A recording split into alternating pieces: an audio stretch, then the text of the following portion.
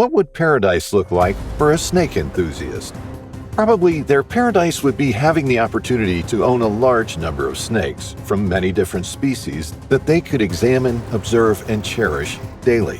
It may sound a bit obsessive, but for someone who absolutely loves animals and finds themselves in awe every time they come in contact with snakes, this is just normal business. Well, Jack Redmond was just such an enthusiast, but his love for snakes came with a great price. Hit like and subscribe. This is Fierce. Jack Redmond was a senior citizen of Chesterfield, Virginia.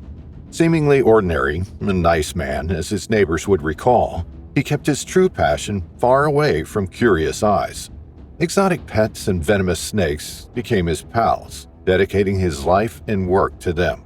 Nothing was out of sorts when it came to Jack's passion. He took great care of his snakes, keeping them safe, well-fed, and healthy, because he understood in his heart how important it is to preserve these creatures. He was, after all, an advocate for the environment, caring greatly for every animal that came his way. Despite his admiration for snakes, he wasn't always a rule follower. In fact, his collection of venomous reptiles defied Virginia state law on multiple counts. While it is believed that he knew how to take very good care of his slithering friends, authorities still scrutinized him for endangering his community, even though the snakes were always caged and well supervised. During his lifetime, he managed to collect quite an impressive stack of defiant local ordinances prohibiting the possession of such animals.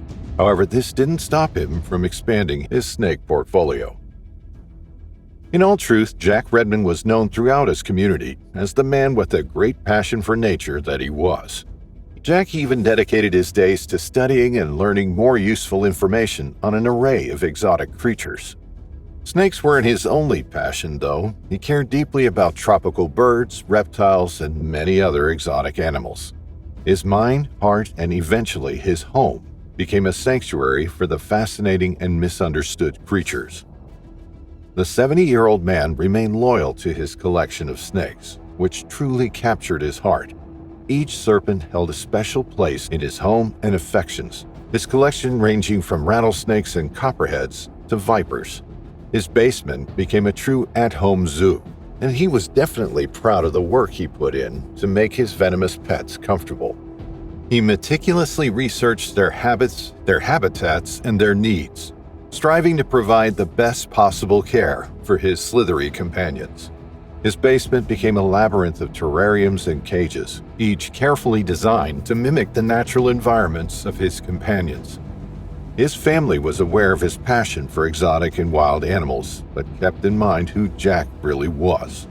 Jack was a loving and wonderful husband, an amazing friend to so many people. As a true protector of the wild, Jack created a sort of routine that he would meticulously follow every day, so as to ensure his collection was intact. Every day, he would clean the snakes' cages, feed them, and spend time with them. Despite what people believed, not all of the snakes in his collection were venomous. He created a home for many non-venomous snakes, as well as for other types of exotic animals. But one day, his routine would prove to be fatal. October 1st, 2012, a Monday that started just like any other. Jack started his day as he normally used to. He spent some time with his wife, had breakfast, and then decided it was that time of the day when he would have to visit his basement zoo. So he did. He descended into the basement, took a look around, and started his caretaking routine. First, he inspected the cages of his dear snake pets. Then he started to clean them one by one. The steps were very clear in his mind, especially as this wasn't a new task for him. At the end of the cleaning, he decided to reward each snake with something to eat for their good behavior. Notably, Jack used to spend plenty of time doing his chores in the zoo basement. He was a perfectionist, and he wanted everything to be clean, safe, and comfortable for his pet snakes. When it was time to clean the cage of a bamboo viper, something went amiss.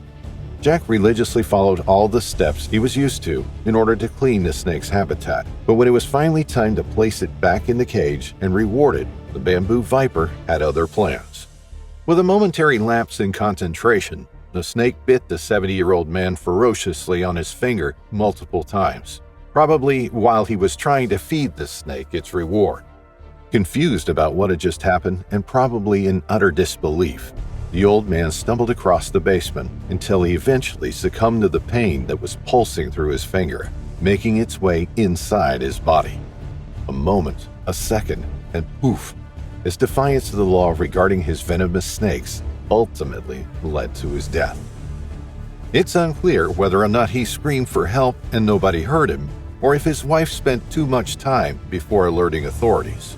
What we know is that Jack's body was found by his wife in the afternoon, at around 3 p.m. In a haze of panic and confusion, the woman managed to call the police and the ambulance, but they arrived way too late at the scene. Jack was already dead, surrounded by his 40 snakes, 24 of which were venomous. Why hadn't she found him sooner? Well, she was probably used to him spending hours upon hours taking care of his pets, so she didn't think anything of him taking a long time returning from the basement. Why didn't she hear him scream? He probably didn't scream at all. In reality, Jack was bravely fighting a cruel battle with cancer, although he tried to find solace and positivity every day, especially around his pets. Taking his time cleaning and feeding his venomous stew downstairs was probably one of the best moments of his day, so she probably didn't want to disturb him. The sadness of it all is that authorities believe that if his wife found him a bit earlier, preferably as soon as he was bitten, he could have survived the incident. Or probably not, knowing his underlying health issues and weak immune system caused by his cancer diagnosis.